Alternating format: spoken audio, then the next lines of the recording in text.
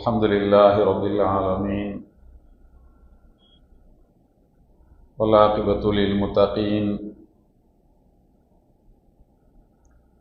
والصلاة والسلام على سيد الأنبياء والمرسلين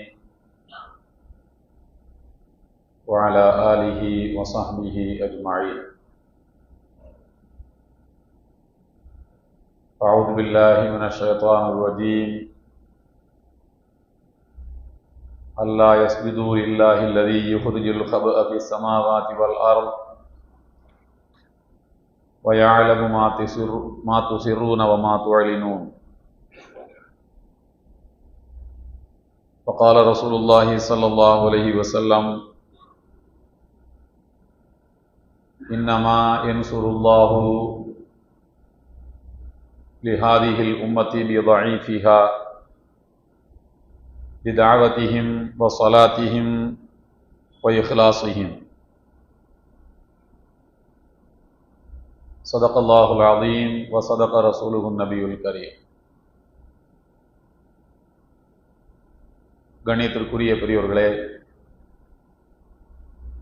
அருமை சகோதரர்களே, எல்லாம் வல்ல அல்லாஹ்வினுடைய நல்லடியார்களே, அல்லாஹு ஜல்ல ஷானுஹு தஆலா அவன் நமக்கு வழங்கியிருக்கக்கூடிய இஸ்லாம் என்கின்ற இந்த உன்னதமான மார்க்கத்தை பாதுகாக்கக்கூடிய பொறுப்பை இந்த மார்க்கத்தை கடைபிடித்து வாழக்கூடிய முஸ்லிம்களின் கைகளில் தான் ஒப்படைத்திருக்கின்றார். அந்த கடமைகளிலே இருந்து முஸ்லிம்கள் ஒரு காலமும் தவறக்கூடாது என்று கட்டளையிட்டிருக்கின்ற அல்லாஹ் அந்த கடமைகளிலே தன்னை யார் ஈடுபடுத்தி கொண்டிருக்கிறார்களோ அவர்களுக்கு நான் உதவி செய்வேன், அது என் மீது கடமை. வகான ஹக்கன் அலைனா நஸ்ருல் முஃமினீன், அப்படிப்பட்ட மூமின்களுக்கு உதவி செய்வது நம்முடைய கடமை என்று அல்லாஹ் அருள்மறையாம் திருக்குரானில் கூறியிருக்கின்றார். இறை தூதர் சுலைமான் அலைஹிஸ்ஸலாத்து வஸ்ஸலாம் அவர்கள் பறவைகளின் மொழியும் கற்றுக் கொடுக்கப்பட்டவர்கள், ஜின்னுகளையும் அவர்கள் வசப்படுத்தி வைத்திருந்தார்கள். அவர்கள் செல்ல விரும்புகின்ற தூர தொலைவு தேசங்களுக்கு காற்றிலேயே மிதந்து காற்றிலேயே பயணம் செய்யக்கூடிய பேராற்றலை அல்லாஹு தஆலா அவர்களுக்கு வழங்கியிருந்தார். ஒரு முறை அவர்கள் தன்னுடைய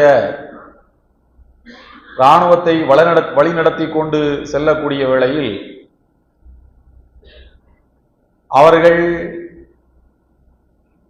அவர்களுடைய இராணுவம் எங்கே தங்க வேண்டும், எது நீர்பிடிப்பான பகுதி என்பதையெல்லாம் அவர்களுக்கு கண்டறிந்து சொல்வதற்காக ஹுதுஹுது என்கிற ஒரு பறவையை அவர்கள் பயன்படுத்திக் கொள்வது உண்டு. அந்த பறவைதான் முற்கூட்டியே பறந்து சென்று எந்த இடத்தில் இப்படி நூற்றுக்கணக்கான ஆயிரக்கணக்கான படையினர் சென்று தங்க முடியும் என்பதற்கான அந்த இடங்களை கண்டறிந்து வந்து சுலைமான் நபியிடத்தில் சொல்லும். அப்படி ஒரு முறை ஹுதுஹுது பறவை வந்து சொல்கிறது, நபி சுலைமான் அலைஹிஸ்ஸலாத்து வஸ்ஸலாம் அவர்களே, நான் ஒரு மக்கள் கூட்டத்தை சந்தித்தேன். அந்த மக்கள் இறைவனை வணங்காமல் சூரியனை வணங்கிக் கொண்டிருக்கிறார்கள். தங்களை படைத்த இறைவனை அவர்கள் மறந்து விட்டார்கள் என்று இறைவனுடைய பேராற்றல்களையும் அற்புதங்களையும் ஹுதுஹுது பறவை சுலைமான் நபிக்கும் அவருடைய படையினருக்கும் தான் அறிந்த இறைவனுடைய பேராற்றலை சொல்லிக் கொண்டே வருகின்றது. அப்படி சொல்லுகிற போது அது சொல்லக்கூடிய வார்த்தை அல்லாஹ் சூரத்துன் நம்ல் என்கின்ற 27வது அத்தியாயத்தின் 25வது வசனத்தில் சொல்கிறான். அவர்கள் அல்லாஹ் யஸ்ஜுது லில்லாஹில்லதி யுஹ்ரிஜுல் கபஅ ஃபிஸ் ஸமாவாதி வல் அர்த், வானங்களிலும் பூமிகளிலும் ஒளித்து வைக்கப்பட்டிருக்கக்கூடியவற்றை அந்த அல்லாஹ் அறியக்கூடியவனாக இருக்கின்றான். வயஅலமு மா துஸிர்ரூன வ மா துஅலினூன், மனிதர்களாகிய நீங்கள் எதை ஒளித்து வைக்கிறீர்களோ மறைத்து வைக்கிறீர்களோ, எதை வெளிப்படையாக வெளியிலே காட்டுகிறீர்களோ, அவை அனைத்தையும் அந்த ரப்புல் ஆலமீன் அல்லாஹ் அறிந்தவனாக இருக்கிறான். அப்படிப்பட்ட பேராற்றல் மிக்க இறைவனை அவர்கள் வணங்காமல் அவர்கள் சூரியனை வணங்கிக் கொண்டிருக்கிறார்கள் என்று புது பறவை சொன்னதாக அல்லாஹ் சொல்லி காட்டுகிறான். இந்த வசனத்திற்கு விளக்கமளித்த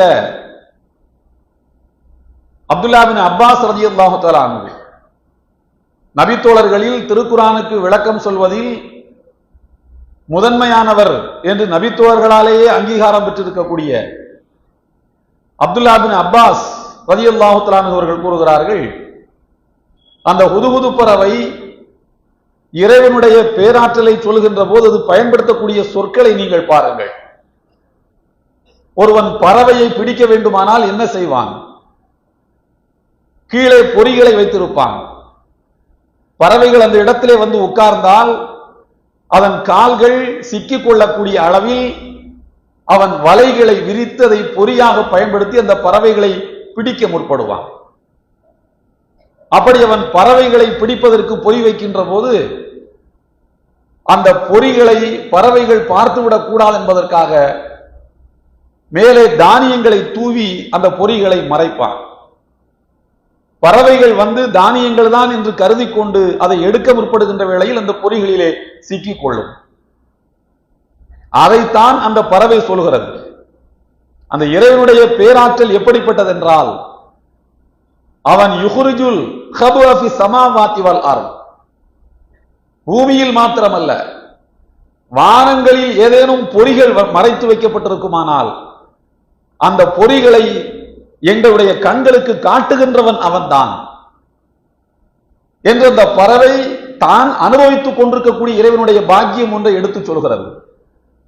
அந்த அல்லாஹ் எப்படிப்பட்டவன் என்றால், பொறிகளில் நான் சிக்கிக் கொள்ளாமல் தகவல்களை எடுத்து வந்து உங்களிடத்திலே வந்து சொல்லக்கூடிய அந்த திறமையை நான் பெற்றிருக்கிறேன் என்றால், நான் என்னுடைய சொந்த ஆற்றலால் அந்த பொறிகளை கண்டுபிடித்து நான் தப்பித்து வந்திருக்கிறேன் என்பதல்ல. அப்படி பொறிகள் இருக்கின்றன என்பதை எனக்கு வெளியிலே காட்டியவன் அந்த ரப்புல் ஆலமீன் தான். யுஹ்ரிஜுல் கபஅ ஃபிஸ் ஸமாவாதி வல் அர்த், அந்த பொறிகள் வானத்தில் இருந்தாலும் சரி பூமியில் இருந்தாலும் சரி அதை அவன் வெளியிலே காட்டுவான். அதோடு சொல்கிறது, வயஅலமு மா துஸிர்ரூன வ மா துஅலினூன், நீங்கள் எதை ஒளித்து வைக்கின்றீர்களோ அதையும் அல்லாஹ் அறிவான், எதை வெளியிலே காட்டுகிறீர்களோ அதையும் அல்லாஹ் அறிவான். வெளியிலே நீங்கள் காட்டுகின்ற தானியங்கள் அல்லாஹ்வுக்கு தெரியும். நீங்கள் உள்ளே புதைத்து வைத்திருக்கக்கூடிய பொறிகள் அவையும் அல்லாஹ்வுக்கு தெரியும். எனவே அப்படிப்பட்ட பேராற்றல் மிக்க அந்த இறைவன், அவனை வணங்காமல் அந்த மக்கள் சூரியனை வணங்கிக் கொண்டிருக்கிறார்கள் என்று தான் அனுபவிக்கக்கூடிய பாக்கியத்தை தான் அந்த ஹுதுஹுது பறவை சுலைமான் நபியிடத்திலே எடுத்து சொன்னது. இதிலே சுலைமான் நபிக்கு புரியாத தகவல் ஒன்றும் இல்லை. அல்லாஹ்வுக்கு வெளிப்படையானதும் தெரியும், ரகசியமானதும் தெரியும், வானத்தில் உள்ளது தெரியும், பூமியில் உள்ளது தெரியும் என்பது ஒரு நபிக்கு தெரியாதா? நீங்கள் ஒளித்து வைப்பவை என்று சுலைமான் நபியிடத்தில் ஹுதுஹுது பறவை சொல்வது மனித கூட்டத்தை பற்றி சொல்கிறது. இங்கே விஷயம் அதுதான். தான் அனுபவிக்கக்கூடிய பாக்கியத்தை அல்லாஹுதான் எனக்கு தந்தான் என்பதை ஒரு அடியான் நினைத்துக் கொண்டே இருக்க வேண்டும் என்பது ஹுதுஹுது பறவை சுலைமான் நபிக்கு சொல்லக்கூடிய ஒரு முக்கியமான செய்தி. இந்த வசனத்திற்கு இப்படி விளக்கமளித்துக் கொண்டிருக்கிறார்கள் அப்துல்லா பின் அப்பாஸ் ரலியல்லாஹு தஆலா அன்ஹு, திருக்குர்ஆனுடைய தலை சிறந்த விரிவுரையாளர் அல்லது விரிவுரையாளர்களின் தலைவர். இப்படி விளக்கம் சொல்லுகிற போது அவருடைய மாணவர்களிலே ஒருவர் பார்வையாளர் பகுதியில் இருந்து கேட்கிறார், அப்படியானால் உஸ்தாத் அவர்களே, பறவைகள் வந்து பொறிகளிலே சிக்கிக் கொள்கின்றனவே. நீங்கள் ஹுதுகுது பறவையை பற்றி சொல்கிறீர்கள். பூமிக்கு கீழே இருக்கக்கூடிய நீரோட்டத்தை கண்டுபிடித்து சுலைமானிடத்திலே வந்து சொல்கிறது, கொஞ்சம் தோண்டினால் தண்ணீர் கிடைத்து விடும். நீங்கள் அழைத்து வந்திருக்கக்கூடிய பல்லாயிரக்கணக்கான இராணுவத்தினருக்கு தங்குவதற்கு இடமும் குடிப்பதற்கு நீரும், நீங்கள் அழைத்து கொண்டு வரக்கூடிய வாகனங்களுக்கு மிருகங்களுக்கான நீரும் இத்தனை அடிக்கு கீழே இருக்கிறது என்று சுலைமான் நபிக்கு சொல்லுகின்ற அந்த ஹுதுகுது பறவை சில நேரங்களில் வைக்கப்பட்டிருக்கக்கூடிய பொறிகளிலே சிக்கிக் கொள்கிறதே, நாங்கள் தானே பிடிக்கிறோம் அவற்றையெல்லாம் என்று அப்துல்லா பின் அப்பாஸ் ரலியல்லாஹு தஆலா இடத்தில் அவருடைய மாணவர்கள் விளக்கம் கேட்கிறார்கள். அதற்கு அவர்கள் ஒரே வரியிலே பதில் சொன்னார்கள், ஒரு வார்த்தை தான் பதில் சொன்னார்கள், விதி முடிந்து விட்டதென்றால் எல்லாம் நடந்துவிடும். கதை முடிஞ்சு போச்சு. அதற்கு அல்லாஹ் வைத்திருக்கக்கூடிய ஆயுள் முடிந்து போய்விட்டது. பிறகு இதற்கு மேல என்ன கேள்வி வேண்டி கிடக்கிறது? நீங்கள் காப்பாற்றப்பட வேண்டும் என்று அல்லாஹ் விரும்பினால் நீங்கள் காப்பாற்றப்படுவீர்கள். உங்களுடைய கதையை முடிக்க வேண்டும் என்று அல்லாஹ் நாடினால் அதற்கான நேரம் வந்துவிட்டது என்று அல்லாஹ் நினைத்து விட்டால், அவனுடைய விதியினுடைய நாட்டம் அதுவாக இருக்கும் என்றால் உங்களுடைய கதை முடிந்து போய்விடும். இதற்கு மேலே சொல்வதற்கு ஒன்றுமில்லை என்று அப்துல்லா பின் அப்பாஸ் ரலியல்லாஹு தஆலா அவர்கள் சொல்கின்றார்கள். அங்கே அவர்கள் இன்னொரு விளக்கத்தையும் சொல்கிறார்கள். ஹுதுகுது பறவை விழிப்போடு இருக்கிறது. விழிப்போடு இருந்து தனக்கு வைக்கப்பட்டிருக்கக்கூடிய அந்த பொறிகளை அது கண்டுபிடித்து தன்னை காப்பாற்றிக் கொள்கிறது. கதை முடியும் போது, விதி முடியும் போது அந்த விழிப்புணர்வு அதற்கு இல்லாமல் போய்விடுகிறது. கொஞ்சம் கவனக்குறைவாக இருக்கிறது, பொறிகளிலே சிக்கிக் கொள்கிறது என்று அப்துல்லா பின் அப்பாஸ் ரலியல்லாஹு அன்ஹு சொல்கிறார்கள். கண்ணியத்திற்குரியவர்களே, இதை சுலைமான் நபிக்கும் அவருடைய இராணுவத்தினருக்கும் ஒரு போதனையாக ஹுதுகுதுவின் வழியாக அல்லாஹ் சொல்ல வைக்கின்றார். இது தனிநபருக்கான பாடம் அல்ல, ஒரு சமுதாயத்துக்கான பாடம். அதிலும் குறிப்பாக முஸ்லிம்களுக்கு எல்லா காலகட்டத்திலும் பொறிகள் வைக்கப்பட்டுக் கொண்டே இருக்கின்றன. கண்ணுக்கு தெரியாத வலைகள் முஸ்லிம்களை சிக்க வைப்பதற்காக விரிக்கப்பட்டுக் கொண்டே இருக்கின்றன. அந்த சதி வலைகளையும் சூழ்ச்சி பொறிகளையும் அறுத்து எரியக்கூடிய திறனை இந்த சமுதாயம் பெற்றிருக்கின்ற வரையிலும் இந்த சமுதாயத்துக்கு அழிவில்லை. அல்லாஹ் சொல்கிறான், உங்களை நீங்கள் மாற்றிக்கொள்ளாமல் நான் உங்களை மாற்றுவதில்லை. நீங்கள் உங்களுடைய விழிப்புணர்வில் இருந்து நீங்கள் மாறுகிறீர்கள் என்றால் சரி, அவர்களுக்கே இது வேண்டாம் போல் இருக்கிறது என்று அல்லாஹ் நம்முடைய போக்குகளை மாற்றி அமைத்து விடுகின்றான். அதுதான் இன்றைக்கு உலகம் முழுக்க இருக்கக்கூடிய நிலை. பாலஸ்தீனத்தில் அவர்களை அழிக்க அந்த மக்கள் ஒதுங்கி ஒதுங்கி செல்லுகின்ற வரையிலும் இஸ்ரேல் தன்னுடைய பரப்பளவை அதிகப்படுத்திக் கொண்டே போகிறது. எப்போது அவர்கள் விழிப்புணர்வு பெறுகின்றார்களோ, திருப்பி தாக்க தொடங்குகிறார்களோ, அப்போது இஸ்ரேலுடைய பரப்பளவு சுருங்கிக் கொண்டே வருகின்றது. அப்படியானால் விழிப்புணர்வு என்பது எல்லா காலகட்டத்திலும் ஒரு சமுதாயத்தில் இருக்க வேண்டும். சாதாரணமாகவே ஒரு சிட்டுக்குருவியினுடைய இறக்கைகளை பிரித்து நீங்கள் கொஞ்சம் அப்படி டிஸ்டர்ப் பண்ணி பாருங்க. தன்னுடைய மெல்லிய அலகாலும் தன்னுடைய மெல்லிய நகங்களாலும் அதை உங்களை லேசாக சீண்டிப்பார். உங்களிடம் தப்பிக்கிறதுக்கு என்ன வழி என்றது தேடிக்கொண்டே இருக்கும். ஒன்றுக்கும் இல்லாத சிட்டுக்குருவி தான் உள்ளங்கையிலே வைத்து அதை கசக்கி புளிந்து விட முடியும். ஏன் சிட்டுக்குருவிக்கெல்லாம் ஏன் போக வேண்டும்? ஒரு சித்தெரும்பு, சின்ன எறும்பு, அதை லேசாக நீங்க டச் பண்ணி பாருங்க, உங்களை கடித்து விட்டு நீங்கள் அந்த கடியிலிருந்து உங்களை அந்த வலியில் இருந்து உங்கள் கவனத்தை அங்கு குவிக்கும் போது தன்னை காப்பாற்றிக் கொண்டு தப்பி ஓட பார்க்கிறது. உலகத்தில் எல்லா மிருகங்களுக்கும் எல்லாம் வல்ல இறைவன் தற்காப்புக்கான கருவிகளை அதனுடைய உடல் அமைப்பிலேயே வைத்திருக்கின்றார். ஒவ்வொரு தனி மனிதனுக்கும் தன்னை காத்துக் கொள்ளக்கூடிய தற்காப்பு கருவியை உடலிலே இறைவன் வைத்திருக்கிறான் என்று சொல்லும் போது ஒரு சமுதாயத்துக்கு வைத்திருக்க மாட்டானா? அதுவும் தன்னுடைய மார்க்கத்தை காப்பாற்றுகின்ற பொறுப்பை எந்த சமுதாயத்தின் தலைகளிலே அல்லது தோள்களிலே அல்லாஹ் வைத்திருக்கின்றானோ அந்த சமுதாயத்துக்கு அல்லாஹ் பலத்தை தராமல் இருந்திருப்பானா? நிச்சயம் அல்லாஹ் தந்திருக்கின்றான். இன்றைக்கு எத்தனை வகையான பொறிகள் விரிக்கப்பட்டுக் கொண்டிருக்கின்றன என்பதை நீங்கள் எண்ணி பாருங்கள். நான் உட்கார்ந்து ஒரு கணக்கு பார்த்தேன், அரை மணி நேரம் உட்கார்ந்து யோசித்து பார்த்தேன். லவ் ஜிஹாத் என்று சொன்னார்கள். அதாவது முஸ்லிம் ஆண்கள் வேறு மதத்து பெண்களை காதலித்து தங்கள் மதத்தில் சேர்த்து ISIS-க்கு ஆள் அனுப்புகிறார்கள். ஒரு கதையை கேட்கலாம். இதுக்கு பேர் லவ் ஜிஹாது. லவ்னு மட்டும் சொன்னா பரவாயில்ல, ஜிஹாது இந்த அரபு சொற்களை உள்ளே சேர்க்கிறார்கள். லவ் ஜிஹாது. அதுக்கடுத்து இன்னொன்னு சொன்னா ஓட்டு ஜிஹாது.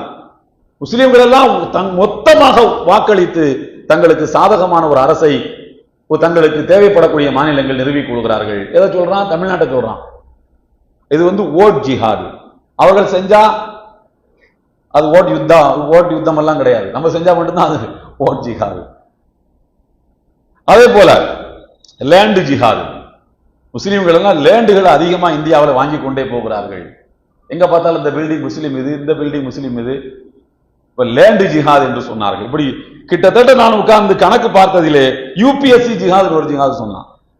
முஸ்லீம்கள்லாம் நல்லா படிச்சு எக்ஸாம் எழுதி அரசு வேலையில சேர்க்கிறார்கள். அது ஒரு ஜிஹாது.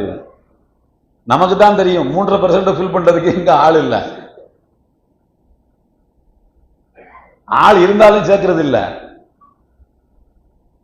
ஐஏஎஸ் தேர்வுல எல்லாம் பாஸ் ஆகி வைவாவுக்கு போயிட்டான். அவர் தான் வைவாவுக்கு போனதற்கு பிறகு அவனிடத்தில் கேள்வி கேட்கிறார்கள், அவுரங்கசீப்பை பத்தி உன்னுடைய கதை, அவருடைய நினைப்பு என்ன என்று. அவுரங்கசீப் ரொம்ப நல்ல மனிதர்னா வைவால் இவருக்கு தோல்வி, ஃபெயிலாகிறாரு.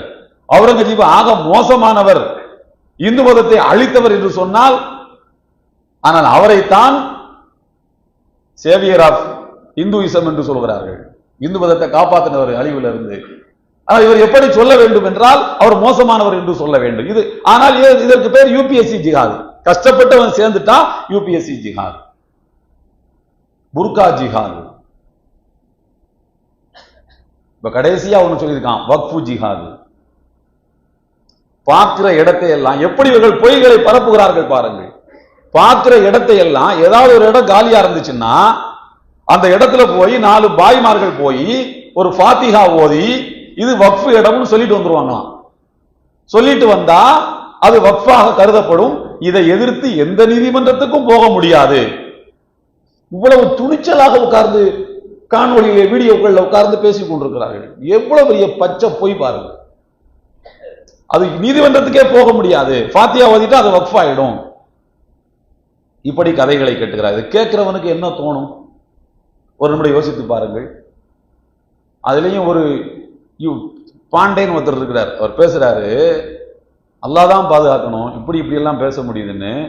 ஒரு முஸ்லிமுக்கு நீங்க வாடகைக்கு இடம் கொடுத்தீங்கன்னா அவர் உங்களுக்கு ஒழுங்கா வாடகை கட்டலைன்னா எப்படி? முஸ்லிம்னாலே வாடகை ஒழுங்கா கட்ட மாட்டாரு அப்படின்னு அர்த்தம். அதுக்கு அவர் உங்களுக்கு ஒழுங்கா வாடகை கட்டல, ஏயா ஒழுங்கா வாடகை கட்டல, நீ காலி பண்ணிட்டு போயா அப்படின்னு சொன்னா உடனே அவர் என்ன செய்வாராம்? அவர் பாத்தியா ஓதி இந்த கடை வக்ஃபுன்னு சொல்லிட்டு போயிடுவாராம். அந்த இடம் உங்களுக்கு சொந்தம் இல்ல, பாத்துக்கோங்க. இப்படி எல்லாம் இருந்ததைத்தான் மாத்தி இருக்கிறாருன்னு கதை. இப்படி இவ்வளவு அருவறுப்பா எப்படி பேச முடியுது? இவ்வளவு அருவறுப்பா இவ்வளவு அசிங்கமா எப்படி பேச முடியுது? ஏன் பேச முடியுதுன்னா கடந்த காலங்களில் சொன்ன பொய்கள் சொல்லி சொல்லி பழகி போனதுனால எந்த நீதிமன்றத்துக்கும் போக முடியாது என்றெல்லாம் இப்படி அவர்கள் கதைகளை கட்டுகிறார்கள். ஆனால் உண்மை என்னவென்று தெரியுமா? இதுவரைக்கும் நடைபெற்றிருக்கக்கூடிய இதுவரைக்கும் இப்படி ஏதாவது ஆக்கிரமிப்புகள் நடைபெற்றிருக்கின்றனவா என்று கேட்டால் 30 ஸ்டேட்டுகள்ல வக்ஃப் போர்டு இருக்கு. சில ஸ்டேட்டுகள்ல வக்ஃப் போர்டு இல்ல. 30 ஸ்டேட்டுகள்ல வக்ஃப் போர்டு இருக்கிறது. அந்த 30 ஸ்டேட்டுகள்ல இருக்கக்கூடிய வக்ஃப் போர்டுகளுக்கு கணக்கு கேட்கப்பட்டிருக்கிறது. எதையாவது ஒரு இடத்தை வக்ஃப் போர்டு இது எங்க இடம் என்று சொல்லி இருக்கிறதா? சும்மா இருக்கிற நிலத்தை முஸ்லிம்கள் இது எங்க வக்ஃப் சொத்து இனிமேல் என்று எங்காவது சொல்லி இருக்கின்றார்களா என்று கேட்டால் 30 ஸ்டேட்டுகள்ல இருக்கக்கூடிய வக்ஃப் போர்டுகளுக்கு சென்ட்ரல் வக்ஃப் கேட்ட கேள்வி. அதற்கு 8 மாநில வக்ஃப் போர்டுகள்ல இருந்து பதில் வந்திருக்கு. ஆமா, எங்க ஸ்டேட்ல இப்படி நடந்திருக்கு, நீதிமன்றத்தில் வழக்கு இருக்கு. இப்படி எத்தனை வழக்குகள் இருக்கின்றன அப்படின்னு பார்த்தா 515 வழக்குகள் இருக்கின்றன. வக்ஃப் போர்டு இது எங்க இடம்னு சொல்லுது, ஆனா பப்ளிக் இது எங்க இடம்னு சொல்றாங்க. இப்படி கேஸ் இருக்கு. உண்மை 515 வழக்குகள் இருக்கின்றன. மொத்தம் 8 ஸ்டேட்ல தான் இருக்கு. அப்ப இதுல இருந்து என்ன தெரியுதுன்னா வழக்கு நீதிமன்றத்துக்கு போகும்னு தெரியுது. வக்ஃப் போர்டு இது என் இடம்னு பாத்தியா அவன் சொல்ற மாதிரி பாத்தியாவாதி சொன்னாலும் எந்த நீதிமன்றத்துக்கும் போக முடியாது என்பது போய் தானே. நீதிமன்றத்துக்கு போக முடியும் இல்லையா? அதுல இன்னும் தீர்ப்பு வரவில்லை. 515 வழக்குகள் இருக்கின்றன. இது ஒரு புறம். ஆனால் வக்ஃப் போர்டு இதை நாடு முழுக்க இருக்கக்கூடிய 30 ஸ்டேட்டுகள் இருக்கக்கூடிய வக்ஃபு போர்டுகள் எங்கள் இடத்தை வக்ஃபு நிலத்தை மக்கள் ஆக்கிரமித்து விட்டார்கள் என்று இருக்கக்கூடிய மொத்த வழக்குகள் எவ்வளவு தெரியுமா? 58,889 வழக்குகள் இருக்கின்றன. எங்க இடத்தை வக்ஃபு நிலத்தை ஆக்கிரமித்து விட்டார்கள், ஆக்கிரமிப்பாளர்களை வெளியேற்றுங்கள் என்று தொடுக்கப்பட்டிருக்கக்கூடிய வழக்குகள் மாத்திரம் 58,889 வழக்குகள் இருக்கின்றன. 515ல 58 எத்தனை பெர்சென்ட் பாருங்க. 10% வருதா? அது கூட வரல, 1% தான் வருது. நான் கணக்குல இப்போது வீக் தான், 1% தான் வருதுன்னு வச்சுக்கோங்க. இந்த 1% இருக்கக்கூடிய வழக்குகளுக்காக, அதுவும் தீர்ப்பு வராத வழக்குகளுக்காக ஒரு நாட்டையே உலுக்கி ஒரு சட்டத்தை கொண்டு வர முடியும் என்று சொன்னால் இதுக்கு பேர் ஆணவமும் கொழுப்பு இல்லாம வேற என்னது? அப்ப 58,059 வச்சுக்கிடுங்க. ஏன்னா 889 வந்தாச்சு. இன்னும் அவ 100க்கு ஒரு 10 தான் கம்மியா, 100 தான் கம்மியா இருக்குது. அப்ப 59,000 வழக்குகளுக்கு என்ன சட்டம் என்றால் அந்த கேள்விகளுக்கு பதில் இல்லை. மொத்தத்தில் நீதிமன்றங்களுக்கு போக முடியாது என்பது பொய். போக முடியும், வழக்கு இருக்கிறது என்பதுதான் உண்மை. இன்னொன்று நான் உங்களுக்கு சொல்கிறேன். 2022ல உச்ச நீதிமன்றத்தினுடைய தீர்ப்பு ஒன்று இருக்கிறது. அந்த தீர்ப்பை வழங்கிய நீதிபதி ராமசுப்பிரமணியன் அவர் 1654 ஏக்கர், 1654, 456 1000 பின்னால் பாரு, 4 5 1654 ஏக்கர் வக்ஃபு போர்டுக்கு சொந்தமானது. இது வக்ஃபு போர்டுக்கு சொந்தமானது இல்ல, இது எங்களுக்கு சொந்தமானது என்று ஆந்திரா கவர்மெண்ட் சுப்ரீம் கோர்ட்ல வழக்கு நடத்திக்கிட்டு இருக்குது. ஆந்திரா மாநில அரசுக்கும் ஆந்திர மாநில வக்ஃபு போர்டுக்கும் வழக்கு. அந்த 1654 ஏக்கர் இடம் எங்களுக்கு தான் சொந்தம் 2 பேரும் சொல்றாங்க. உச்ச நீதிமன்றம் என்ன தீர்ப்பு கொடுத்திருக்கின்றா?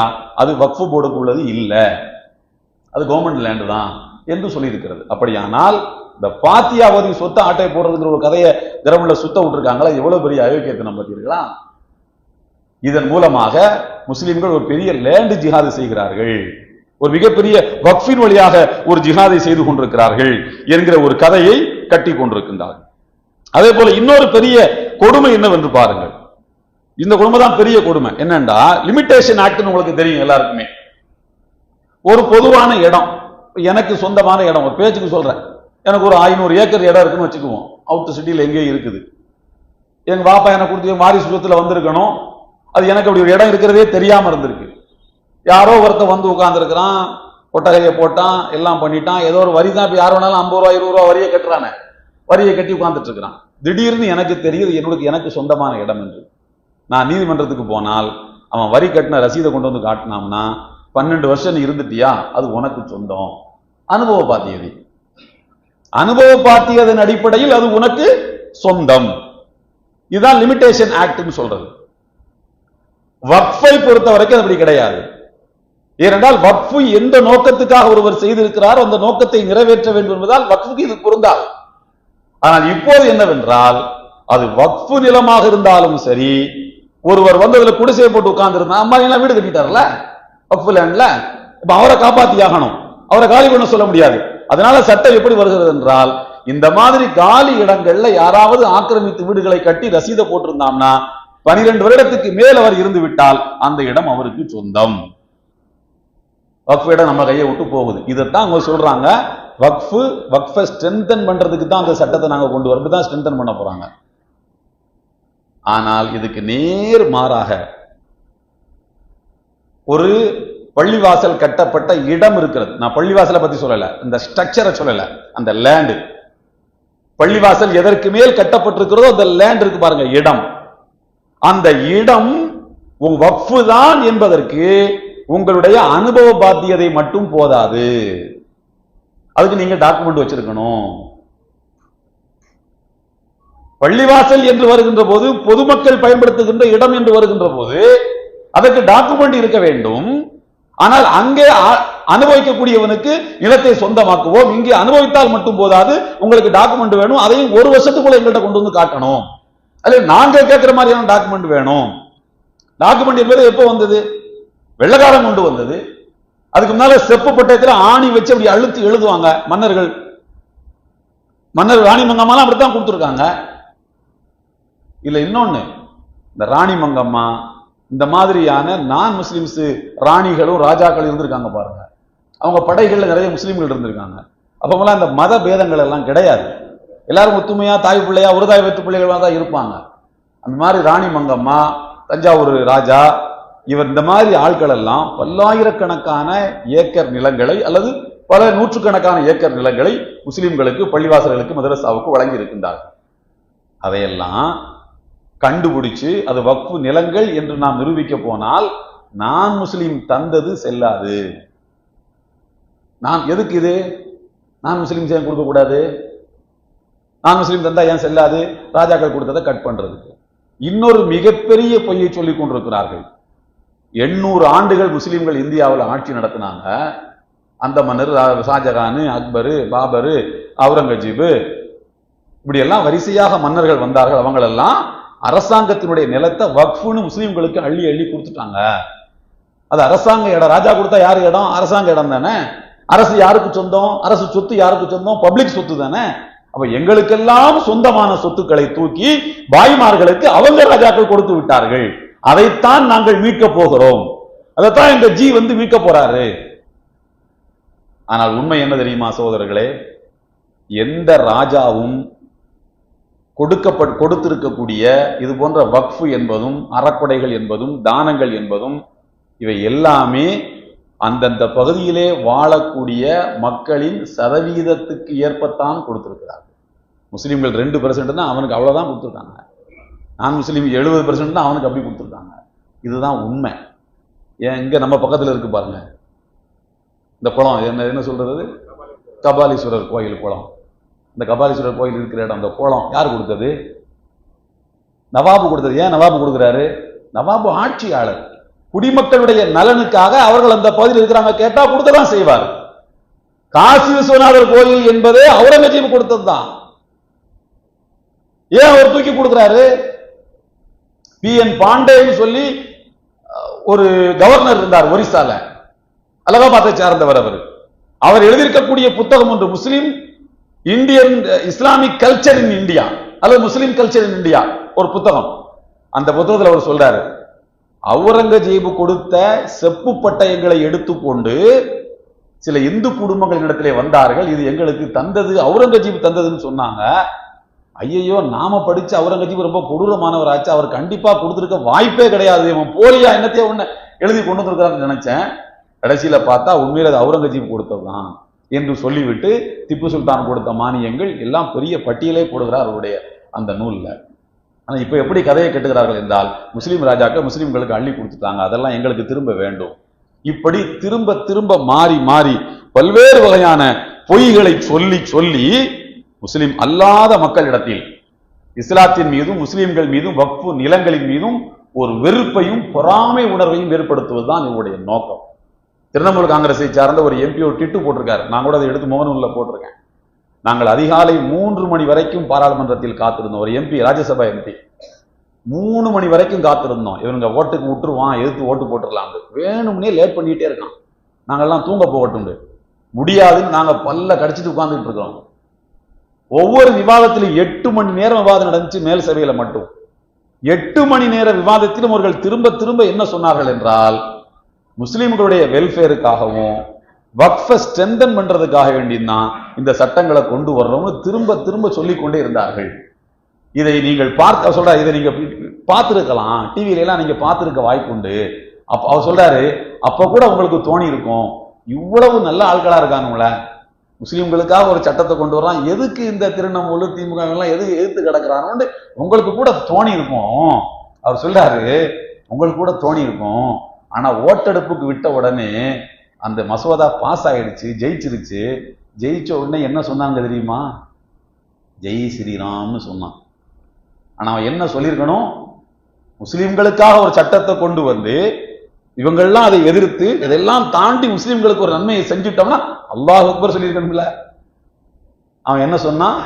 அவனுடைய நோக்கத்தை அவனாலேயே மறைக்க முடியவில்லை, ஜெய் ஸ்ரீராம்னு சொல்லி உண்மை நோக்கத்தை வெளியிலே காட்டிவிட்டான் என்று இந்த திரிணாமுல் MP சொல்லி காட்டுகின்றார். இப்படி அன்புக்குரியவர்களே, மொத்தத்தில் பாராளுமன்றத்தை ஏமாற்றி பொய் சொல்லி, மக்களை ஏமாற்றி பொய் சொல்லி ஒரு சட்டத்தை கொண்டு வந்திருக்கிறார்கள். இதனுடைய விளைவு என்ன ஆகும் என்பதை கொஞ்சம் அனுபவிச்சா நமக்கு தெரியும். என்ன ஆகுங்கிறத பொறுத்திருந்து தான் பார்க்க முடியும். நமக்கு அனாவசியமான கற்பனைகள் தேவையில்லை. உட்கார்ந்து அனுபவிக்கும் போது நமக்கு தெரியும் என்ன ஆகும் என்று.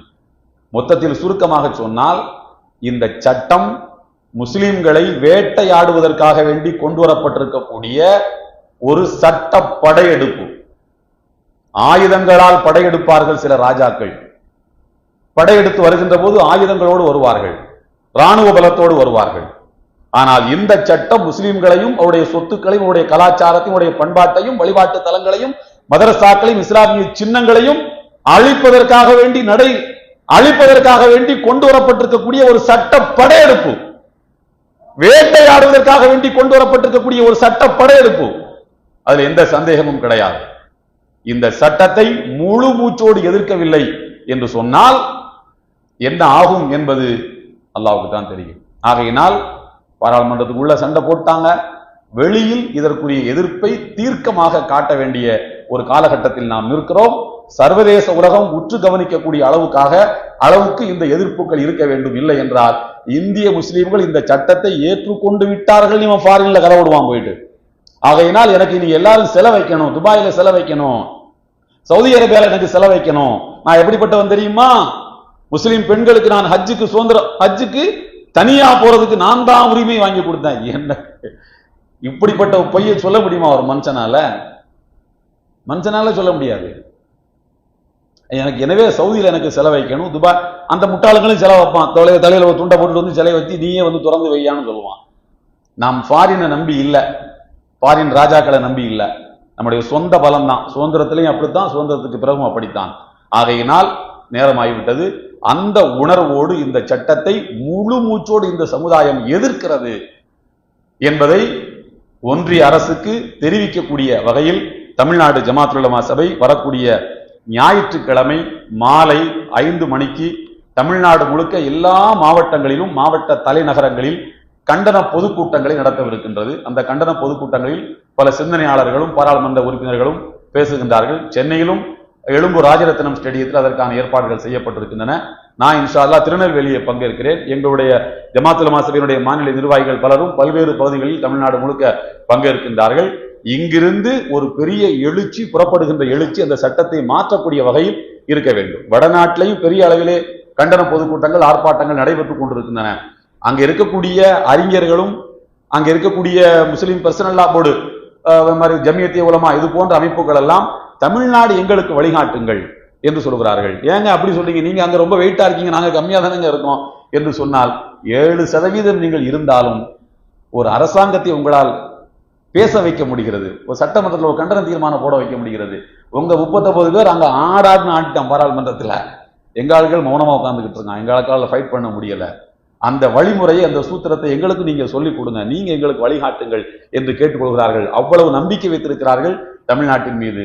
அந்த நம்பிக்கையை பலப்படுத்தக்கூடிய வகையில் தமிழ்நாடு முழுக்க நடைபெறக்கூடிய கண்டன போராட்டங்களில் கண்டன அந்த பொதுக்கூட்டங்களில் நீங்கள் திரளாக பங்கேற்க வேண்டும் என்று உலமாக்கள் சபையின் சார்பில் கேட்டு நிறைவு செய்கின்றேன். வாஹிரு தஅவானா அனில் ஹம்துலில்லாஹி ரப்பில் ஆலமீன். அஸ்ஸலாமு அலைக்கும் வரஹ்மத்துல்லாஹி